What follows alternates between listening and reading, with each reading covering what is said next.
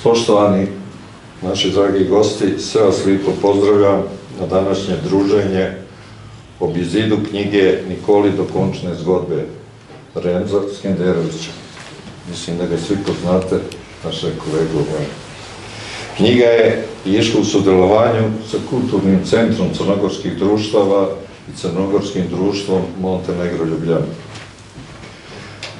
Pričekovanje državljana u Slovenije o osamosvojitvi su bila velika. Žal se ta pričekovanja nisu uresničila. Takvo stanje je izazvalo kod gospoda Skenderovića, da je u 2009. ljetu začeo pisati i upozarjati na dogajanja u državi. Tako je nastalo preko 500 zapisa, ki jih je objavljivao u časi skupa sa svojim društvom SRP, katere člane, ki su danas med njama, posebno pozdravljeni. Sada vam prepušćam našim voditeljem današnjeg razgovora, gospodinu Peđi Mašaninu Goleu i Stanku Štrajnu, i boste se pogovarali sa autorom, gospodinom Skenderovićem. Kad oni završe razgovor, bilo bi lepo da čujemo i ostalo uprašanje koga šta interesira. Izvolite. Crnogorac je preživio. A ovaj Crnogorac će ipak slovenački govoriti. Lep pozdrav vsem. Mene veseli, da v okviru Črnogorskega kulturnega centra začenjamo z izdajateljsko dejavnostjo. To je namreč prva knjiga, ki jo ta Črnogorski kulturni center izdaja. Ko smo delali program za letošnje leto, smo uvrstili dve knjigi v letošnjem letu, in to je ena, in smo vsi pravzaprav veseli in počaščeni, da je ta knjiga išla kot prva knjiga Črnogorskega kulturnega centra. Še bolj spodobno je, da je avtor te knjige tisti, ki je bil prvi predsednik Zveze črnogorskih kulturnih društev oziroma Centra črnogorskih društev Slovenije, Remzo Skenderović. Sicer Remzo, to vsi poznate, je pravnik, sodni tolmač, pisec ne samo pisem in esejev, publicist, ampak tudi slovarjev, predvsem človek. Čeprav vem, Remzo, to je vaša 15. knjiga. Tako je. Jaz sem povedal, zakaj je z naše strani Črnogorskega kulturnega centra potreba po izdaji te knjige. Zakaj sploh ta knjiga z vaše strani? Zakaj je nastala ta knjiga? Tako kot je podpredsednik uvodoma povedal, jaz sicer sem že kot študent pisal in tako naprej, ampak potem sem imel daljšo pauzo, ker sem se ukvarjal z drugimi stvarmi. Jaz sem predvsem gospodarstvenik.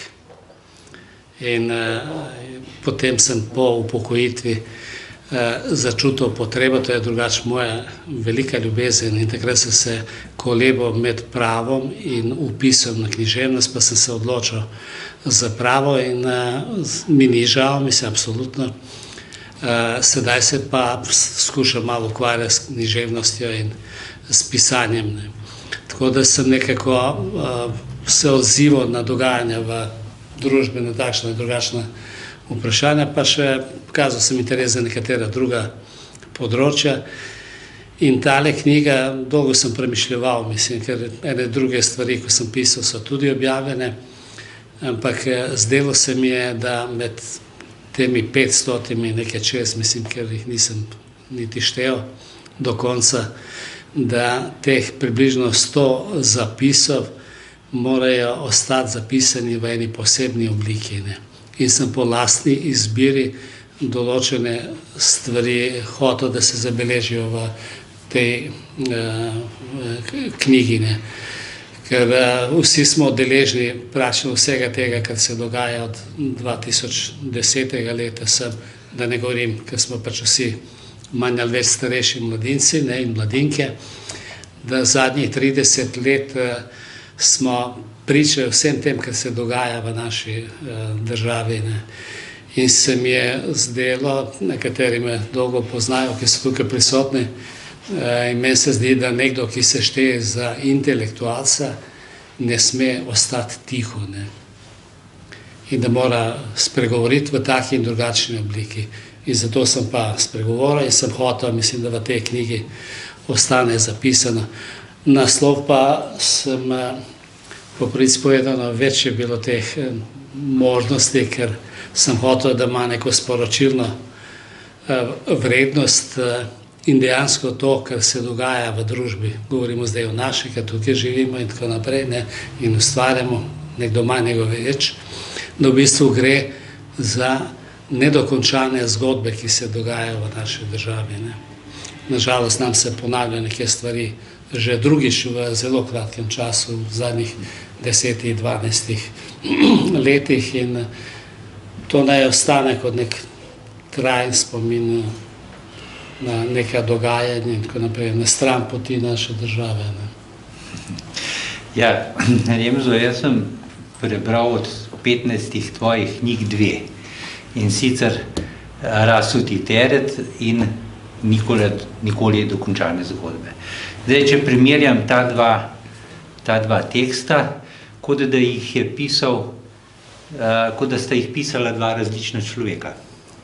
Tukaj Rasuti teret sije iz knjige ven ena sama dobrota, dobronamernost, blagost, prijaznost, milina, ljubeznivost, milina in tako.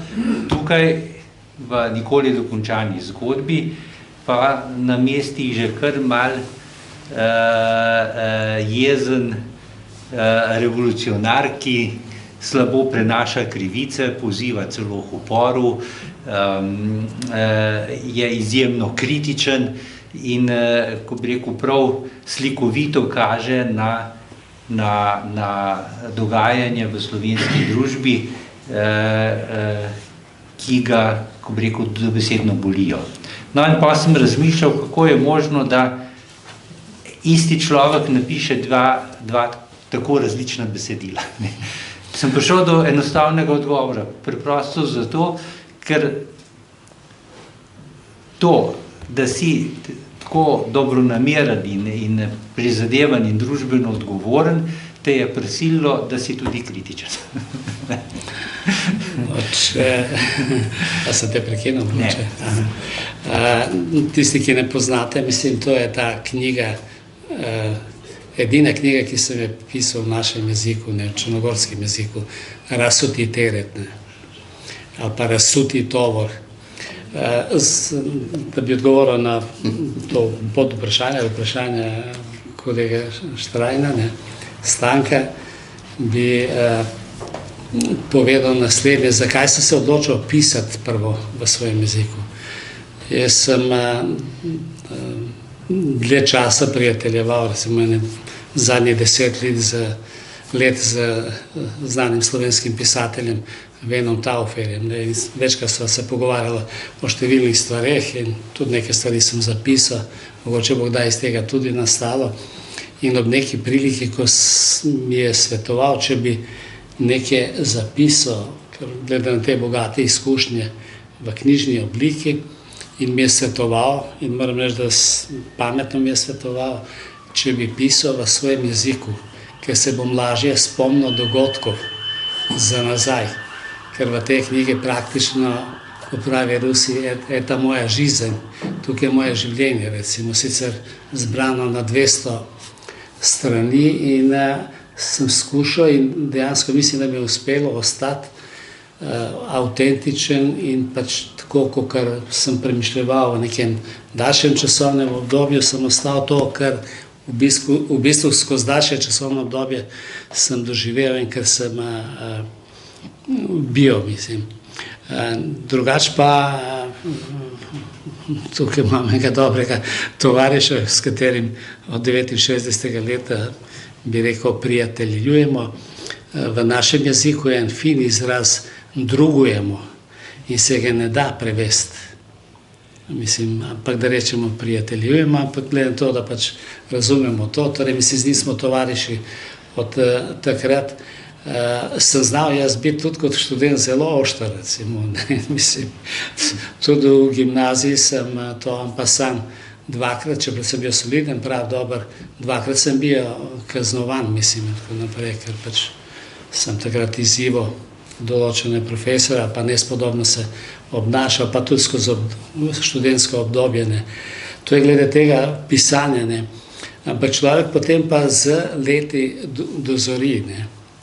Ker po pravici povedano, nihče med nami, mislim, to, ko je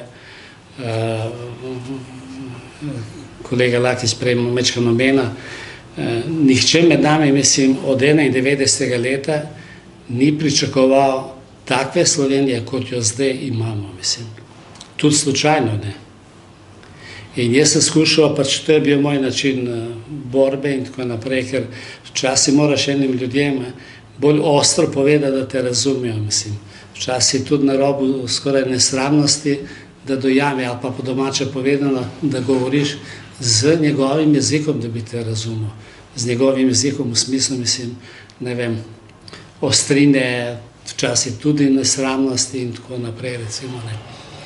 Tako da od tod izvira, recimo, mislim, skozi to, ker sem hotel bolj izpostaviti problem, zaostriti zadeve, v našem jeziku bi rekli, da malo zašiljimo stvari, ne. Tako da sem te stvari zaostroval, recimo, kjerkoli se je dalo, ne. To pa, kar mi manjka, nažalost, tukaj, pač, da je premalo te polemičnosti.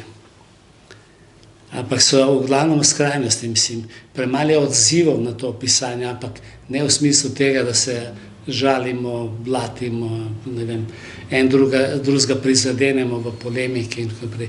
Tega nam manjka v Sloveniji, recimo. In tega sem skozi vse to pisanje, moram reči, pogrešal. Torej, ob prebiranju tehle tvojih esejev, ne, vidim, da imaš ti nek zelo preprost, vendar jasen kriterij, s katerim vrednotiš vse stvari, in sicer je to, bi jaz rekel, zdrava pamet, razum, stroka, ne. Kriterij stroke in pameti je resnica, kriterij politike pa je demagogija in laž. In v vseh teh tvojih esejih je približno ta koncept, ne. Najprej opišeš nek dogodek, neko dejstvo, neke izjave, neke izstope, recimo nekih naših politikov, ne. Potem pa razgališ njihovo neumnost, čeprav je meja med neumnostjo in pokvarjenostjo dostikrat zelo zabrisana, ne. Zdaj, jaz vidim, da potem pa v zadnjem delu tvojega teksta, ne, pa daješ neko racionalno rešitev, nek svoj pogled in razodeneš, kaj bi bilo tisto, kar je prav, tisto, kar bi bilo v interesu, ne. Zdaj, če jaz prav razumem, tvoja osnovna kritika je to, da je v Sloveniji premalo pameti in premalo poštenja. Seveda, neumnost in pokvarjenost gresta pa z roko v roki. Točno tako, ne. Ker pametna politika, mislim, jaz vsak dan, mi se srečujemo, ogromno je pametnih ljudi okrog nas. Samo jim je treba omogočiti, da ta pamet pride do izraza, mislim. Nažalost, državo nam vodijo povprečni in podpovprečni. In to je načrtno narejeno. Recimo, jaz sem tam kritiziral, kaj se recimo, prvo, kar so naredili, mi se spomnimo, vsi smo imeli v Sloveniji, tudi v Jugoslaviji, mislim, službo družbenega knjigovodstva. Prvo, kar so naredili, so to zredirali. To ni slučajno, ne. Torej, vse, kar se je, bom kar direkten, potem pokradlo v državi, v taki in drugačni obliki, to so v glavnem, mislim,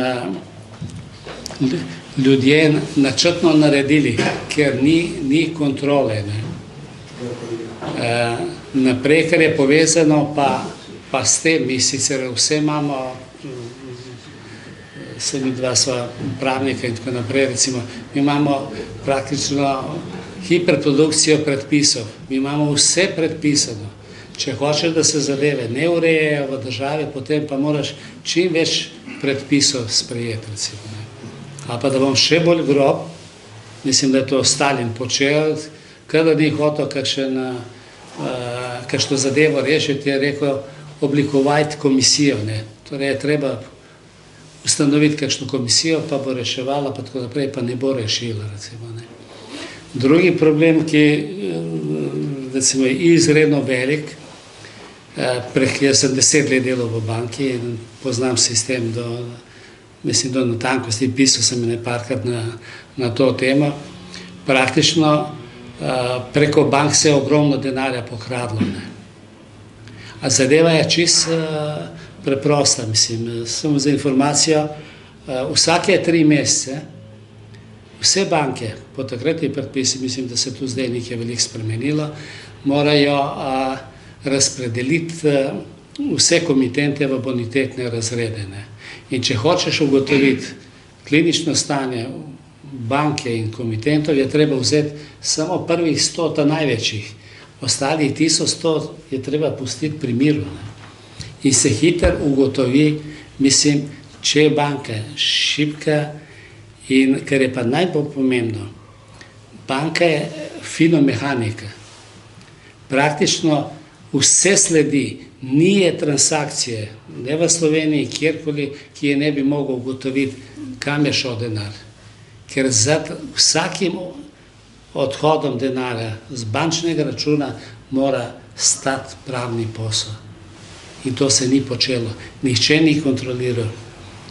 Drugo, da vam povem, takrat, ko se to se pa začelo, recimo po osamosvojitvi Slovenije, in to sem tudi pisal, da se praktično do 9. ure zjutraj guverner Banke Slovenije je imel praktično 21 parametrov za vsako banko in iz tega se je videla klinična slika banke. In guverner je tisti, ki bi mogel tako intervenirati, če ugotovi nesorazmerja, ne.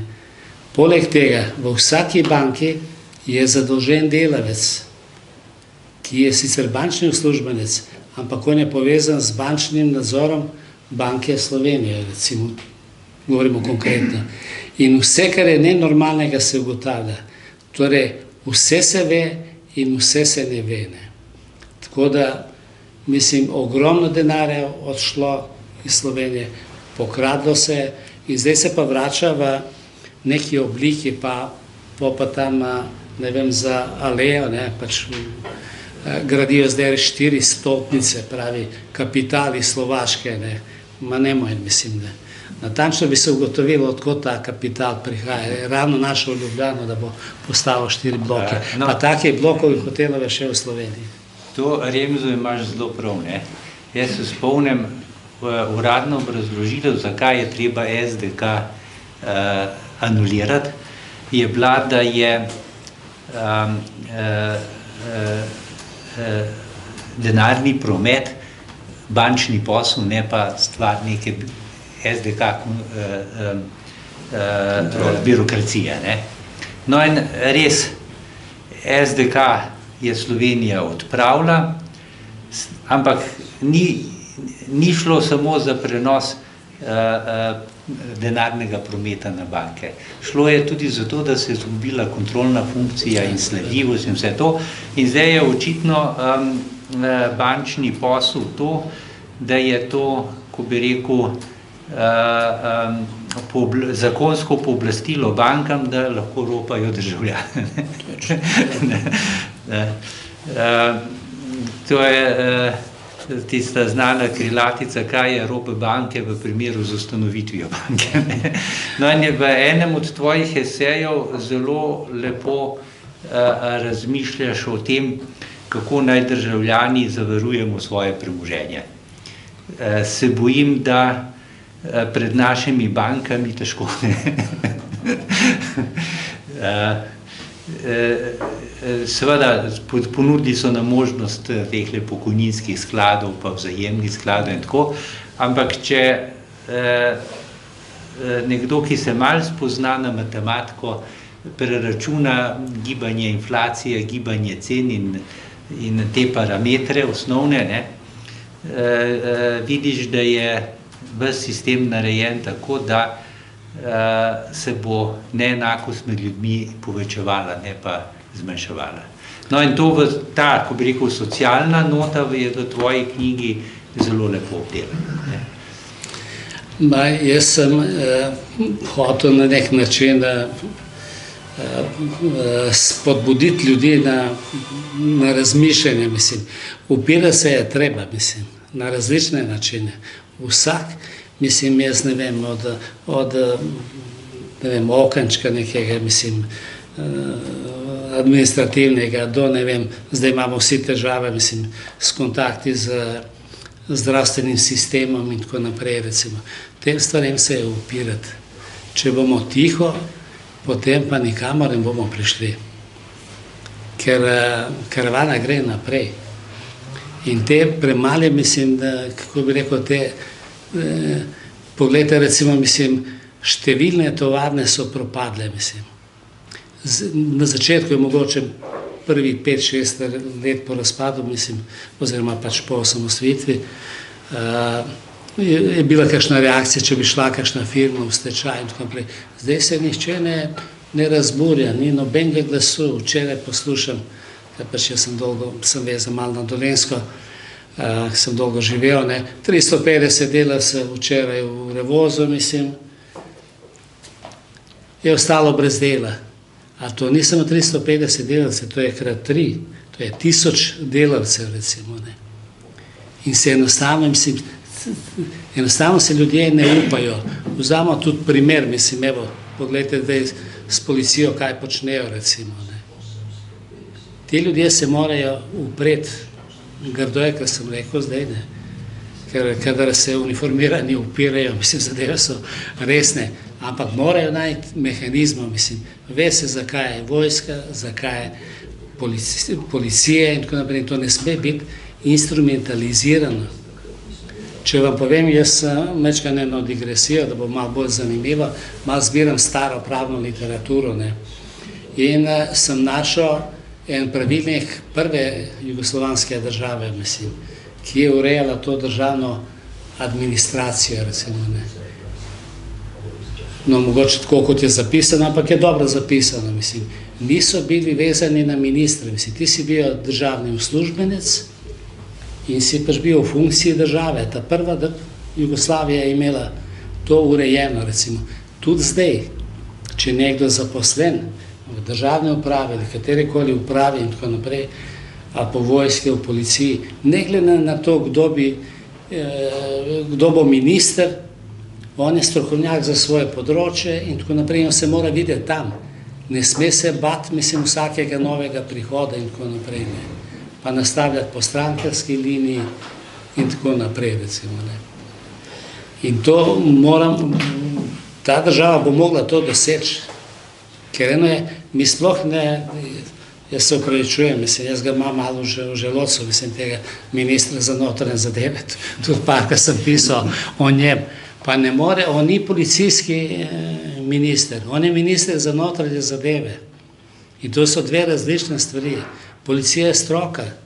Jaz v policiji, no sicer nekaj vem, ker mi je oče bil miličnik, recimo, ampak recimo, to je obrt. In to mora nekdo delati, ki to zna in tako naprej, recimo. Da ne govorimo o tem, da od enega, ne vem, slabega policista pripeljal pa za generalnega policije, ki ga slučajno dobro poznam, recimo, in vem, koliko je težak, recimo. In jaz pravim, iz njega slabega referenta narediš še slabšega vodjo, polje pa katastrofa, recimo. Ja, Renzo, pride mi na misel stavek pisatelja B. Travna iz knjige Upor obešencev, kjer pravi, oblast je zato, da jo zlorabiš. Čeprav razumem to, kar si nam ti razložil v svoji knjigi, ugotavljaš, da tudi ta slovenska oblast v teh 30 letih vse kaže, vidi svoj smisel v tem, da zlorablja oblast za to, da v škodo javnega interesa, kuje dobičke za, ko bi rekel, elito.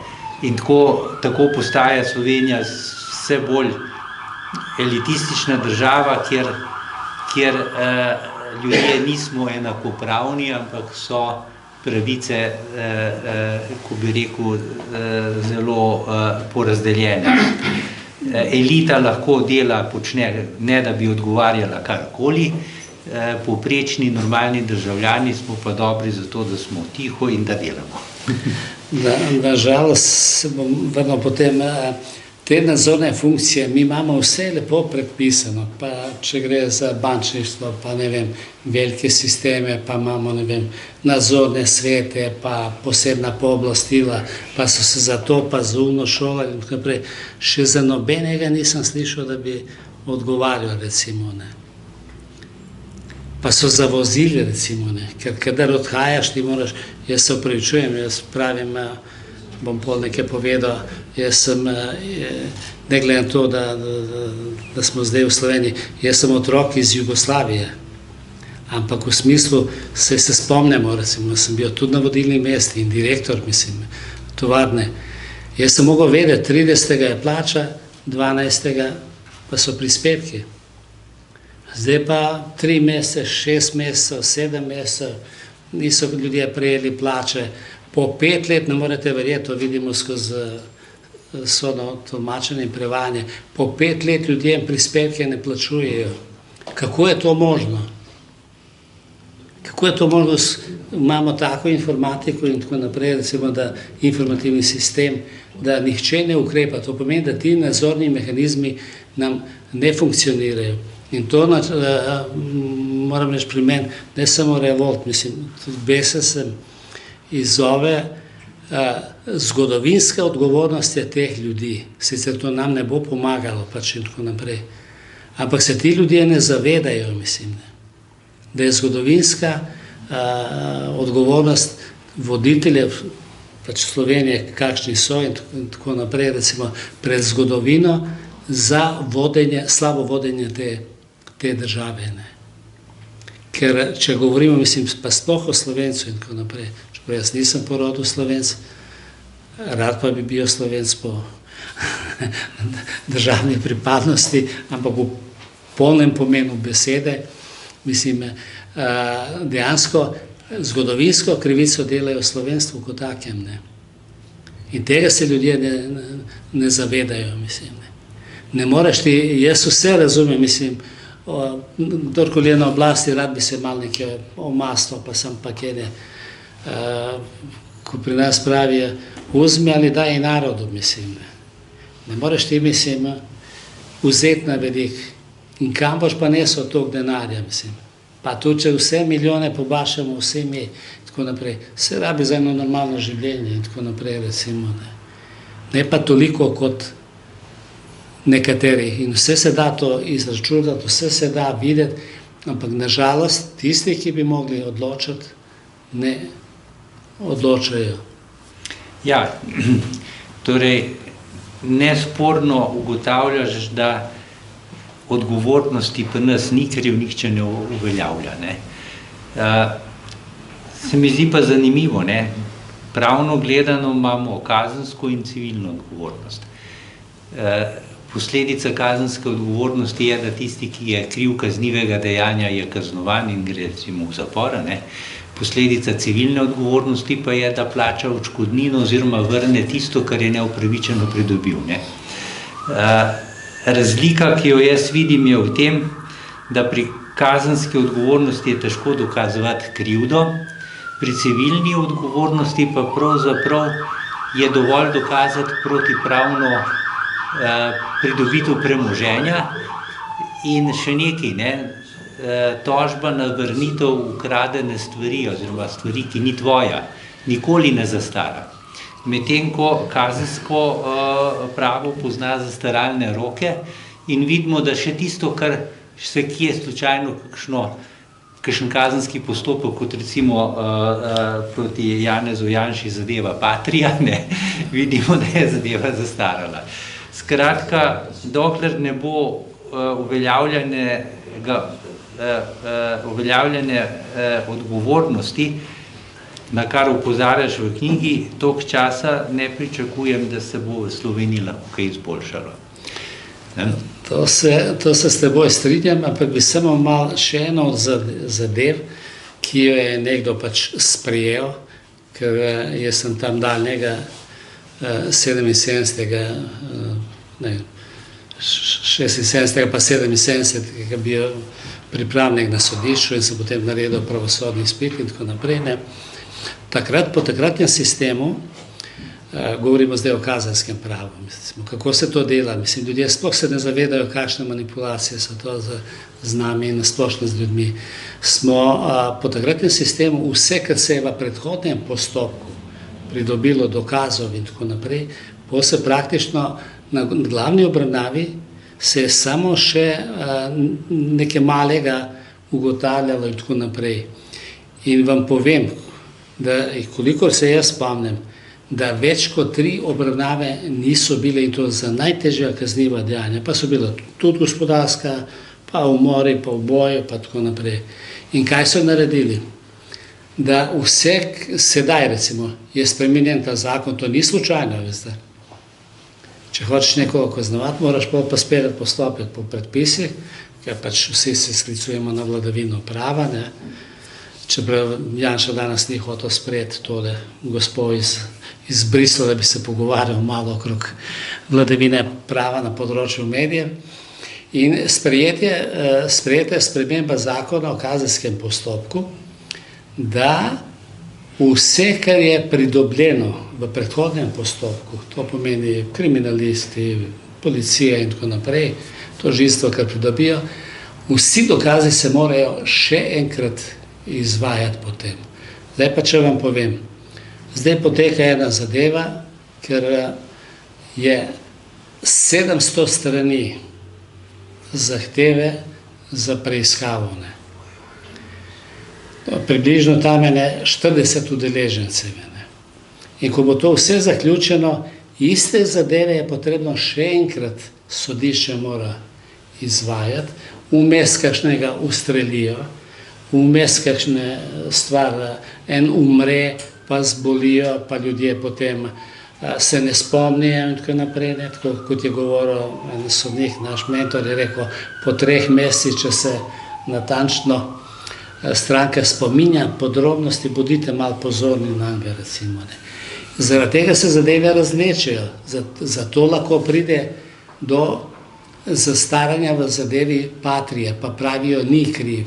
Ni res, on je bil v postopku, obtožnica je pravnomočna, ampak je zadeva pač zastarala, ker imamo take predpise.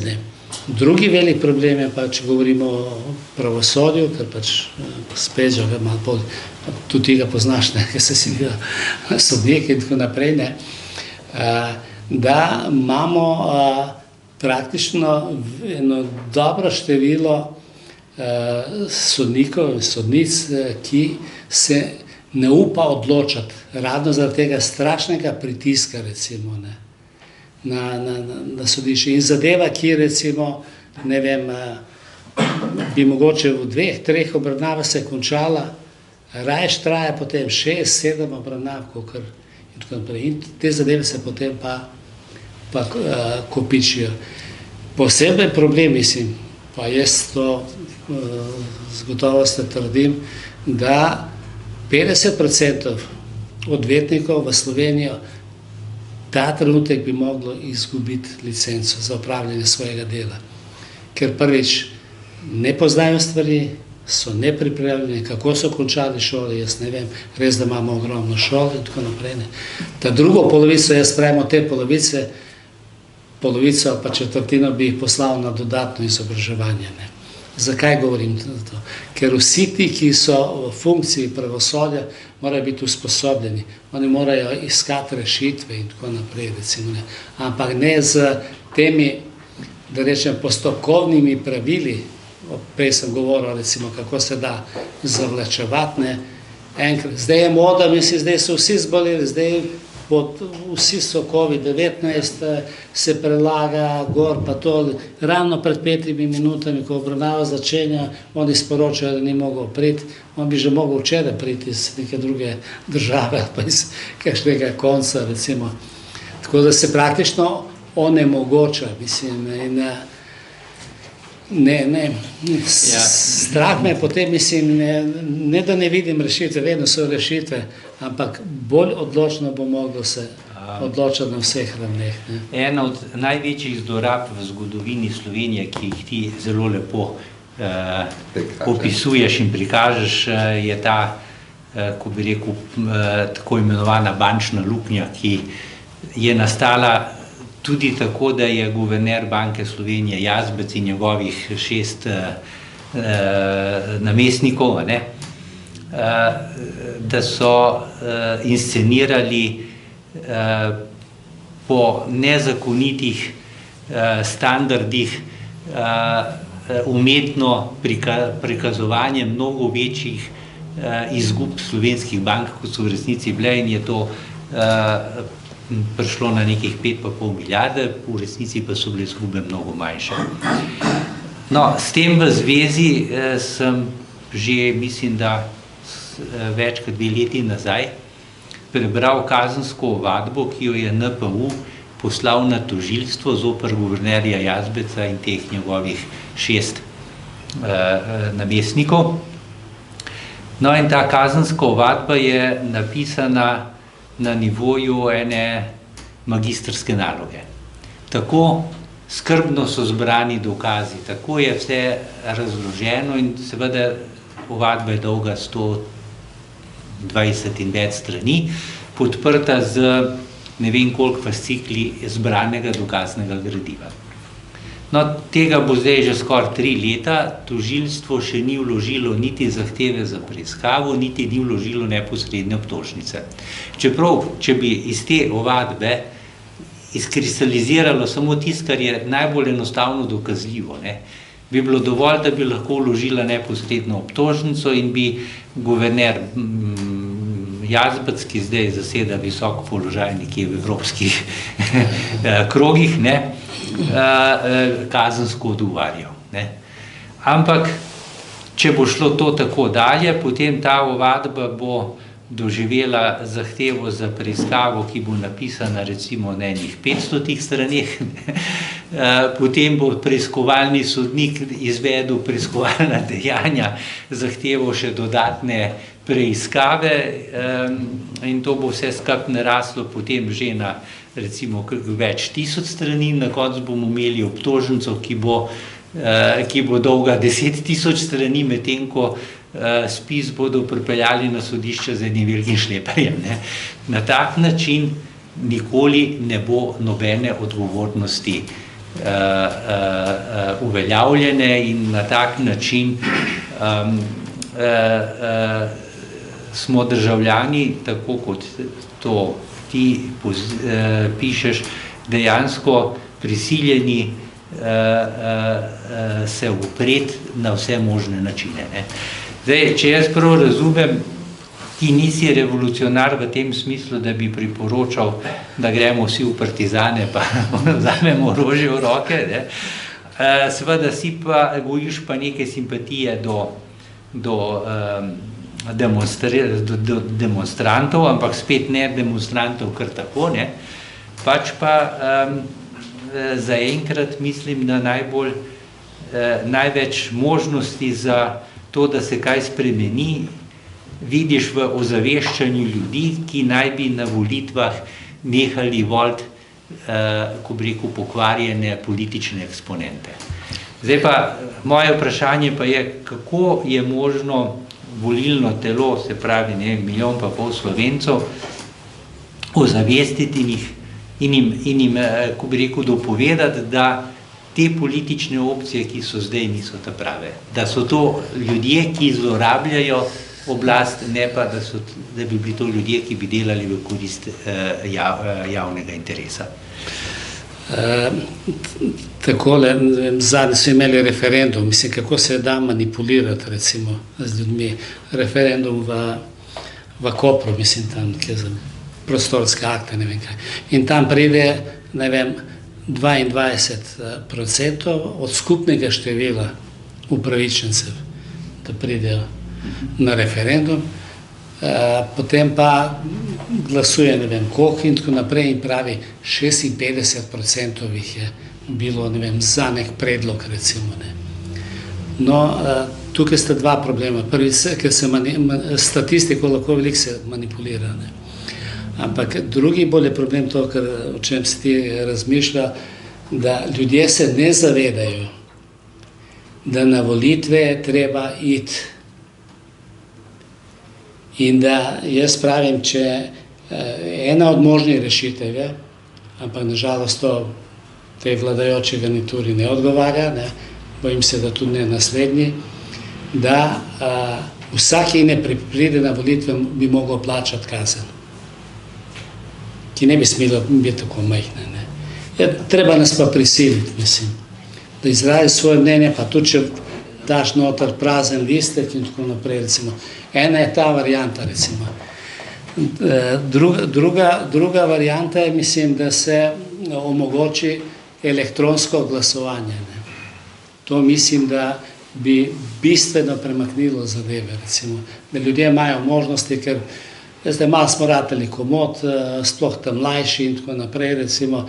Jaz ne vem od vseh teh protestnikov in zdaj in ob sredah in ob petkih in tako naprej, če bo vsi ti ljudje prišli glasovati, recimo, kadar bo potrebno na volitvah, ne. Bojim se, da ne, recimo, ne. In tretje, tukaj pa mora biti kritično do vseh nas. Če pa nismo pripravljeni iti na volitve in podpreti zadeve, recimo, potem pa Bog naj nam pomaga, mislim. Zdaj smo, jaz temu pravim, klinično mrtvi, pa bomo pa skoraj bi rekel mrtvi, če mi smo, ne vem, če se spomnite, 2012. Pač bili močno udeleženi v društvo pisatelje, tudi naše društvo Srb in številni drugi nevladini in tako naprej, ne, in je prišlo do spremembe.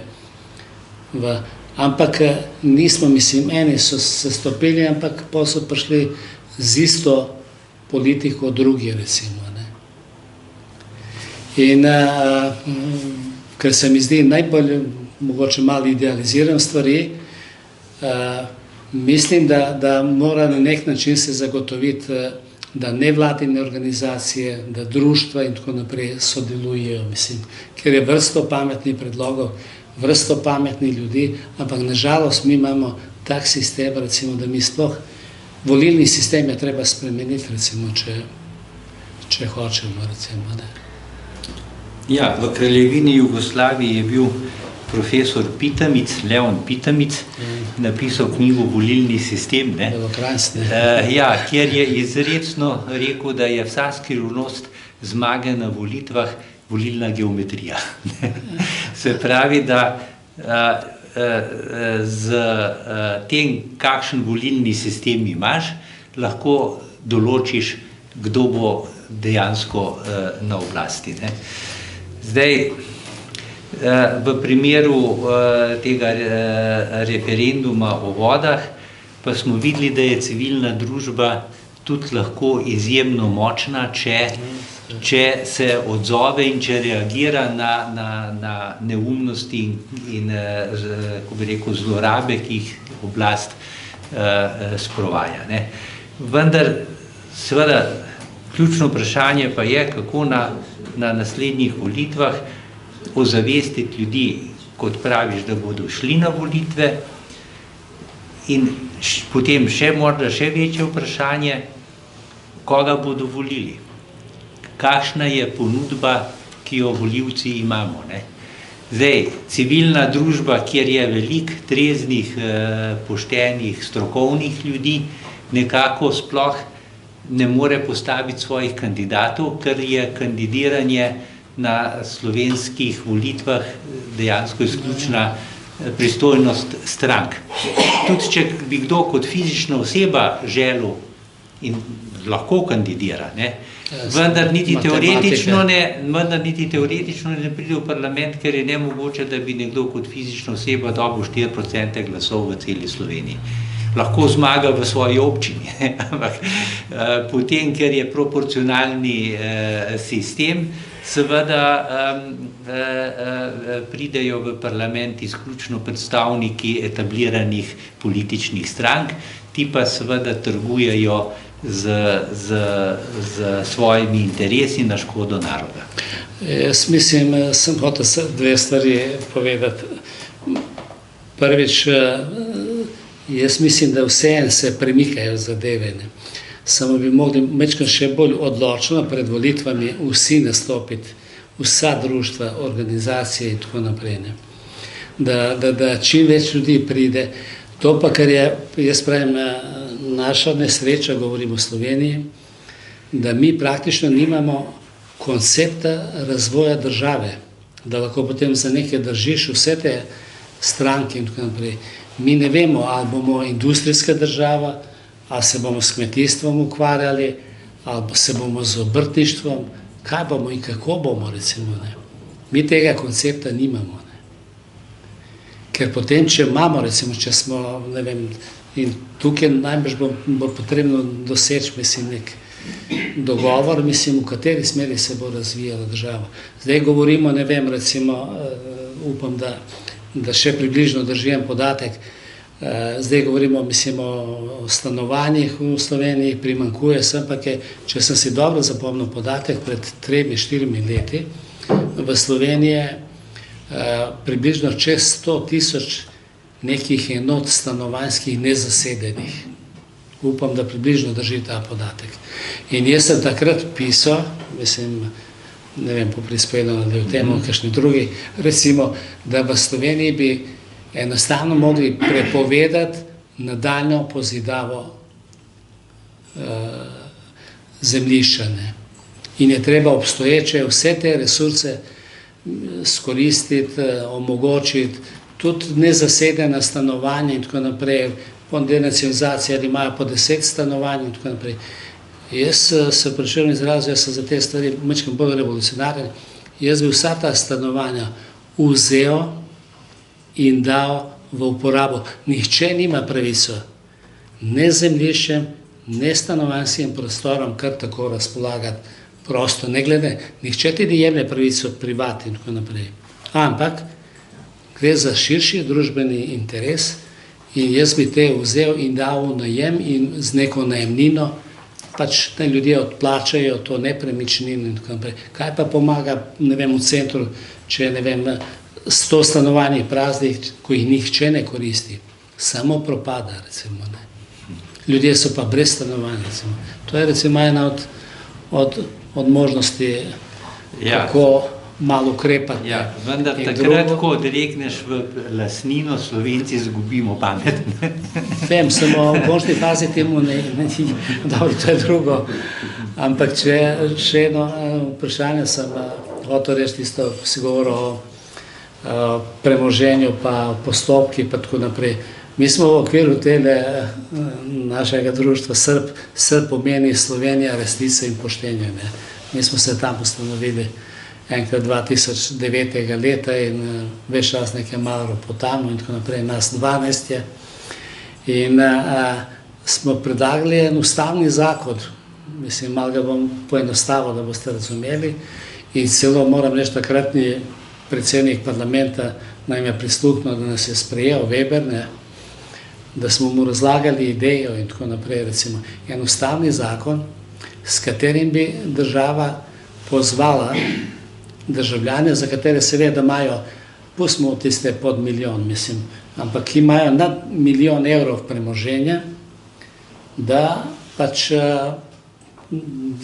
dajo poročilo, mislim, davčni upravi, odkot mu denar in tako naprej.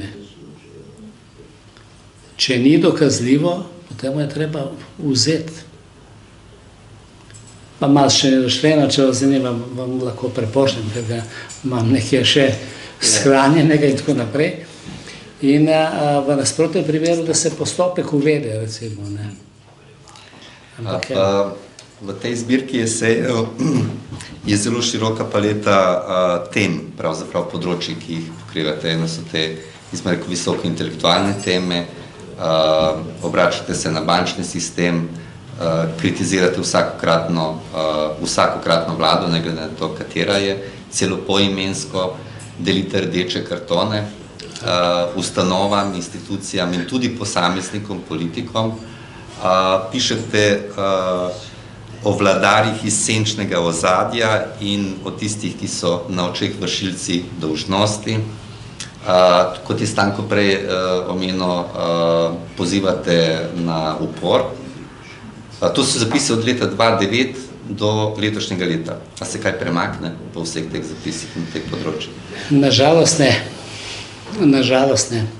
Praktično premikov ni, ne. Tako da to je, kako bi rekel, kot eno živo blato, recimo, mislim, ne. Tako da, nažalost ne.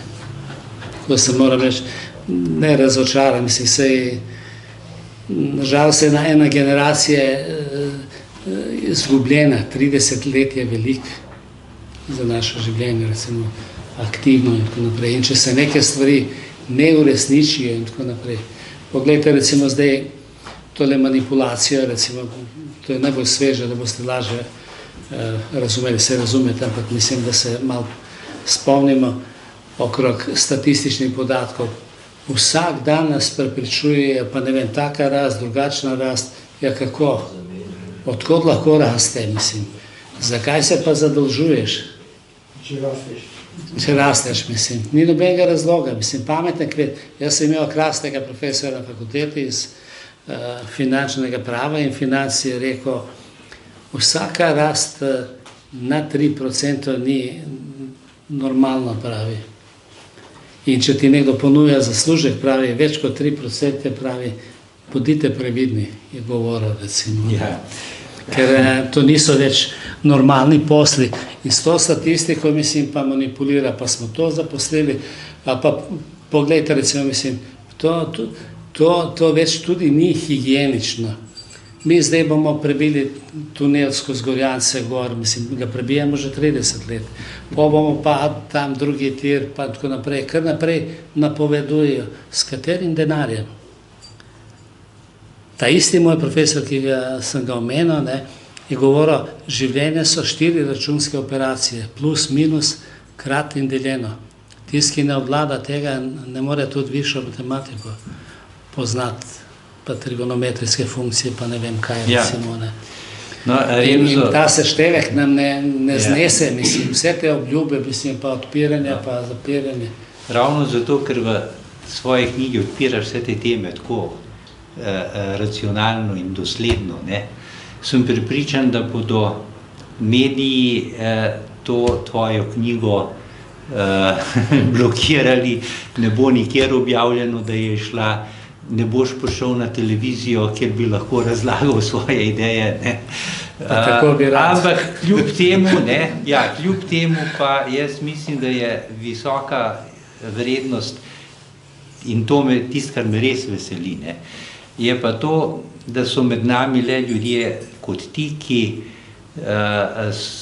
ki znajo razmišljati svojo glavo, ki te svoje misli tudi napišejo, so kritični in postavijo pred ljudi neke dileme in pozivajo ne samo k temu, da bi razmišljali in ugotavljali resnico, ampak da bi tudi se uprli in da bi se borili za to, da bi, ko bi rekel, v Sloveniji živeli mečkano bolj dostojno, kot živimo. Ker to, kar ti ugotavljaš, raste BDP, ne vem za koliko, a vedno več imamo revežov.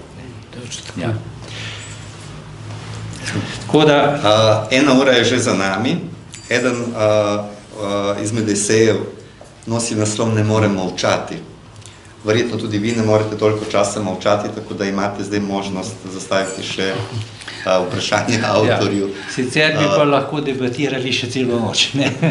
Zlasti 2 pravnika, kot ste videli, potem se ne pride do besede, ampak nisem interveniral, ker je vsaj meni bilo zelo zanimivo. Izvolite, besedo imate vi, če želite kako vprašanje za gospoda Skenderoviča. Poglejte, to, ko vi navajate te podatke, to je humano, to je vse super. Samo eno je, kapitalizem to ne upošteva.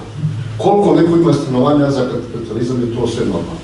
Neko ima denarja i tisti koji vode ta svet, ne samo Sloveniju, ih ne zanima koliko, ako sam ja lačan ili ono, i to.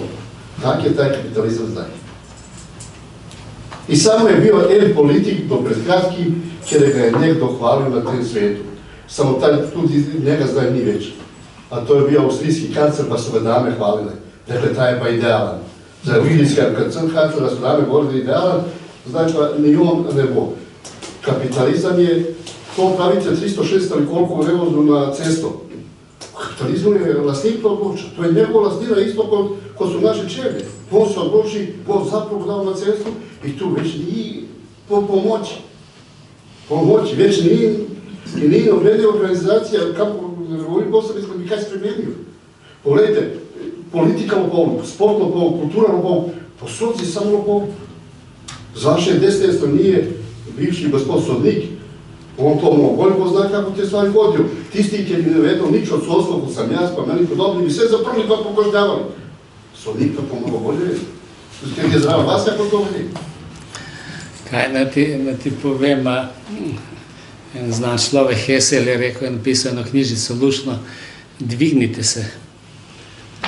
Treba ustati, nema druge, mislim. V takšni ali pa drugačni obliki. Veste, res je pa tudi to, to je že iz rimskega prava ven, lastnina definirana kot pravica razpolagati in lahko z lastnino lastnik naredi, kar hoče. Lahko jo uniči, lahko zažge, lahko karkoli.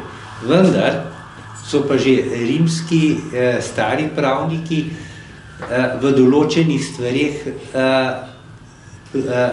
lastninsko pravico omejili. Omejili so jo takrat, ko je šlo za javno dobro, grajeno javno dobro, takrat, ko je šlo za pokopališča, to je zanimivo, ne? Če je nekdo pokopal mrliča na tujo zemljo, ga lastnik ni mogel izkopati in vrečvati. In tudi slovenska ustava in slovenski pravni red pozna cel kup omejitev v javnem interesu. Recimo imamo zakon o razlastitvah. Zaradi potrebe gradnje ceste lahko lastnika zemljišča država razlasti. Imamo cel kup predpisov na področju socialnega prava, ki dajejo nekako garancijo, da bomo vsi ljudje, recimo, dostojno živeli tako, da ne bomo na cesti. Vendar, to, kar vi pravite, je absolutno res. Ja, kapitalizem je tak, kakršen je. Ampak, na drugi strani imamo pa kritiku, recimo profesor Jožeta P. Damjana ali pa konec koncev recimo tudi tega znamenitega Varoufakisa, ki bo ravno drug teden prišel v Cukrarno na eno razpravo z Slavojem Žižkom. Skratka, ti profesori pa trdijo nekaj drugega. Ja, kapitalizem je sistem, ki lahko uniči samega sebe, ampak zato pa imamo državo, imamo oblast, imamo javni interes, ki ima možnost ta, kako bi rekel, to človeško požrešnost in nerazsodnost omejiti z predpisi. In ravno tu je problem Slovenije. Imamo socialno in pravno državo, ki ima tudi sprejete primerne skladne z evropskim pravom predpise, vendar problem je, da pravnih norm, pravnih načel, predpisov pri nas ne izvajamo. In nek zakon je lahko še tako dober in še tako genijalen, če ga ne izvajaš, je nič vreden. In to je problem Slovenije. Mi imamo soliden pravni red, ki ga pa ne spoštujemo. In imamo vlado, ki sama prva najbolj gazi predpise in potem ni, kot pravi Skender Remzo, ni nobenih odgovornosti, lahko vsakdo, kako je že srbo-hrvaški izraz, hara, kakor hoče. Pogledajte, sve države na te svijeti imaju zakon kjer je napisan da preprečuje sve slabo. Vsaki zakon na tem svetu. Samo to, kaj se dogaja, pa kaj se izvaja, to je pa nekaj drugega. Še eno vprašanje smo imeli, Miloš. Ja, hvala lepa. Če se morda vrnemo k knjigi in vsebini, jaz bi najprej rekel, da iskrena hvala za vse usmeritve, ideje in napotke, ki so v tej knjigi tudi. Tako, kot je bilo že na začetku rečeno, je registriran določen problem, ampak je tudi pravzaprav povsod tudi rešitev. In rešitve so recimo, ko govoriš o referendumih, ki so, kot si sam omenil, v procentih marsikdaj vprašljivi in govoriš o 3 do 4 milijone za referendum, kjer je včasih le trošenje denarja, ali pa govoriš o tam, da naj ne bi bili oblastniki izvoljeni več kot dvakrat, se pravi, da se omeji na nekih 10 letih podobno. Skratka, tudi koristnih in vredno napotkov je in kar, bom rekel, fascinira v tem je pravzaprav to, da je verjetno ni se pričakovati, da bo ta oblastna elita žagala vejo, na kateri sama sedi in sama sebe omejevala ali celo omejila. Ne bomo tega dočakali. In poštenost, torej neko strokovno znanje, pa tudi nek pogum in odpor, ki ga torej, ne samo med vrsticami, ampak tekom celotne knjige prikažeš, je tist, kar pač nas lahko reši in to je tist, kar mora vsak pri sebi razčistiti in zaradi tega je vredno knjigo prebrati, tako da hvala Renzo za to, da... Super, hvala. Če budeš, jaz bom prosil na zastopnico tukaj, ker je verjetno že tudi čas proti koncu, ker si mi že zadnjič dal knjigo in celo s posvetilom, kaj se je hvala za pravzaprav, jaz bi rekel, zaključne besede. Ne hodi, Miloš, da... No, moram se merati. Se ti opravičujem tako več. Tole so neke malenkosti, pa boste lahko malo, evo, pa seveda čestitke za hvala za povabilo. Tudi vam tukaj. Hvala. Res hvala. Tudi vam tukaj. Hvala lepa. Hvala tudi za ta prekrasna darila. S tem pravzaprav ta formalni del bom v tem delu zaključil, predno predam besedo nazaj podpredsedniku društva. Renzo, hvala za to knjigo, da sploh obstaja. Glede na to, da sem v programskem svetu te institucije Zveze kulturni center Črnogorski društva Slovenije, ki je izdajatelj te knjige, naj povem, da se je avtor odpovedal vsem avtorskim pravicam. Glede na to, da smo neprofitno društvo, knjigo je možno tudi naročiti, dobiti za 20 €, tako da vabljeni seveda tudi k nakupu knjige, vse knjige so tudi podpisane, da lahko še naprej izvajamo svojo dejavnost. Hvala vsem za to udeležbo in besedo nazaj podpredsedniku. Ja bi se zahvalil našim sogovornicam, mislim, da je tema bila zelo interesantna, za mene beskonačno, lahko bi jutri o tem debatirali in zaista bi našim, koji su vodili, dao po jedno darilo, po jednu knjigu, ne? Ja, hvala. Koji je autor tu. Hvala.